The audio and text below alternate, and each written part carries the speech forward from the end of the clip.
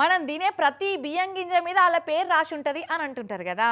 ఇక గట్నే ఇప్పటి సంది ఫిలిప్పీన్స్ దేశపోళ్ళు తినే ప్రతి బియ్యపు గింజ మీద మన తెలంగాణ పేరు రాసి ఉంటుంది. అది ఎట్లా అంటారా? చూసిరా పోరి, మీకే పురాగా అర్థమవుతుంది. తెలంగాణ మన దేశానికి బువ్వ గిన్నె అయితే ఇప్పుడు ఫిలిప్పైన్స్ దేశానికి బువ్వ పెట్టే గోడౌనే అవుతున్నది కదా. చైనా పక్క పొంటి ఉండే ఆ దేశానికి 8 లక్షల టన్నుల బియ్యం పంపిస్తున్నది మన తెలంగాణ సర్కారు. అందులో తొలిసూరి 12,500 టన్నుల బియ్యాన్ని ఓడల లోడేసి పంపిస్తున్నారు. తొలిసూరి ఓడను రిబ్బన్గా తిరిచి పంపేందుకు కాకినాడ ఓడరేవుకు వేయిండు రేషన్ కార్డుల శాఖ మంత్రి ఉత్తమ్ సారు.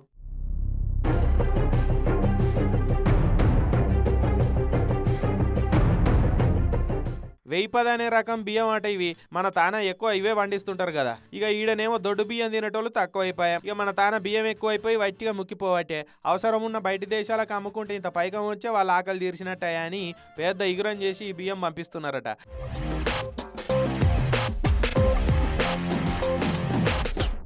అన్నట్టు బయట దేశాలకేమో దొడ్డు బియ్యం పంపిస్తున్నారు. మన తానేమో ఇయాటి సంది రేషన్ కార్డు ఉన్న వాళ్ళందరికీ సన్న బియ్యం పోసేందుకు సర్కారు వాళ్ళు ఇకమత్ చేసిరు.